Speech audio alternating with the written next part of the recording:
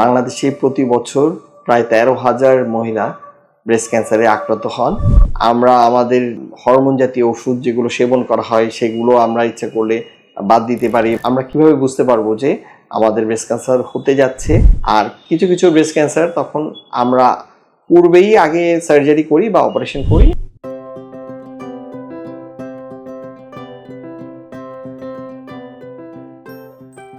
আসসালামু আলাইকুম, আমি doctor SM. Ariful Islam, medical oncologist এবং ক্যান্সার বিশেষজ্ঞ। বাংলাদেশে ব্রেস্ট ক্যান্সার মহিলাদের জন্য একটি মারাত্মক ব্যাধি। বাংলাদেশে প্রতি বছর প্রায় 13,000 মহিলা ব্রেস্ট ক্যান্সারে আক্রান্ত হন এবং এই জন্য আমাদেরকে ব্রেস্ট ক্যান্সার সম্পর্কে সুন্দরভাবে জানতে হবে এবং সাধারণ জ্ঞান রাখতে হবে। ব্রেস্ট ক্যান্সার কেন হয়?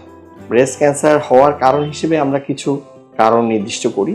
তার মধ্যে বয়স, ওজন বেশি থাকা, তার পারিবারিক ইতিহাস অথবা জিনগত কিছু বৈশিষ্ট্য, কিছু হরমোন জাতীয় বৈশিষ্ট্য এবং কায়িক পরিশ্রম না করা, ধূমপান করা, অ্যালকোহল পান করা, এই ধরনের কিছু কারণকে আমরা নির্দিষ্ট করি। এবং এই নির্দিষ্ট যে কারণগুলো দায়ী ব্রেস্ট ক্যান্সার হওয়ার জন্য, তার মধ্যে আমরা শুনেছি যেগুলো, তার মধ্যে কিছু কারণকে আমরা ইচ্ছা করলে পরিবর্তন করতে পারি এবং এই পরিবর্তন করার মাধ্যমে ব্রেস্ট ক্যান্সারের ঝুঁকি আমরা কমিয়ে আনতে পারি। তার মধ্যে প্রধান হচ্ছে যে আমরা আমাদের ওজন নিয়ন্ত্রণ করতে পারি, আমরা আমাদের কায়িক পরিশ্রমটা বৃদ্ধি করতে পারি, আমাদের খাওয়ার অভ্যাস, খাদ্যাভ্যাস পরিবর্তন করতে পারি, আমরা আমাদের হরমোন জাতীয় ওষুধ যেগুলো সেবন করা হয় সেগুলো আমরা ইচ্ছা করলে বাদ দিতে পারি বা পরিবর্তন করতে পারি। যেই ধরনের ঔষধে ভবিষ্যতে ব্রেস্ট ক্যান্সার হওয়ার সম্ভাবনা কম থাকবে সেগুলো গ্রহণ করতে পারি। এছাড়াও ধূমপান এবং অ্যালকোহল পান থেকে আমরা ইচ্ছা করলে বিরত থাকতে পারি, তাতে আমাদের ব্রেস্ট ক্যান্সারের ঝুঁকি কমে আসবে। এখন ব্রেস্ট ক্যান্সার হলে আমরা কিভাবে বুঝতে পারবো যে আমাদের ব্রেস্ট ক্যান্সার হতে যাচ্ছে বা কী লক্ষণগুলো আমরা জানতে পারবো?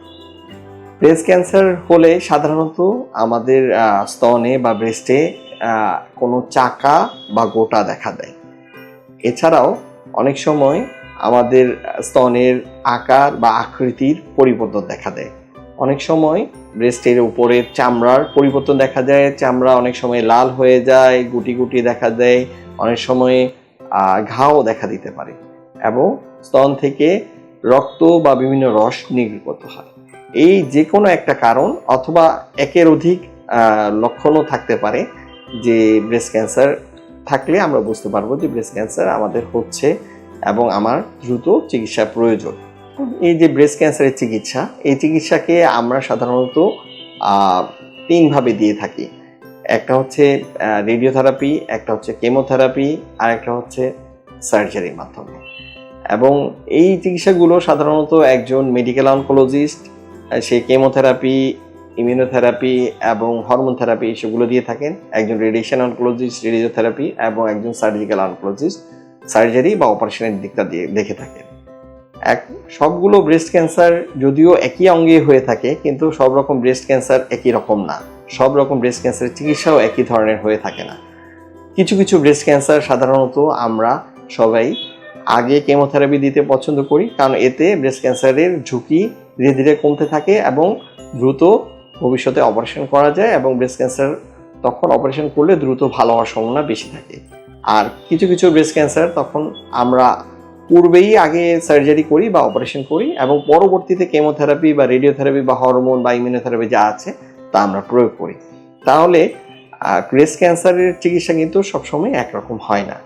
আর বাংলাদেশে ব্রেস্ট ক্যান্সারের প্রতিটি পর্যায়ের সবগুলো চিকিৎসা বর্তমান বাংলাদেশে, এমনকি ব্রেস্ট ক্যান্সারের যত রকম পরীক্ষা নিরীক্ষা আছে সবগুলোই করা যায় এবং ব্রেস্ট ক্যান্সারের কোনো পর্যায়ের কোনো চিকিৎসার জন্যই আপনাকে বিদেশে যেতে হবে না এবং ব্রেস্ট ক্যান্সারের চিকিৎসার যে ওষুধগুলো আছে তাও দেশে সহজলভ্য প্রায় সবগুলোই।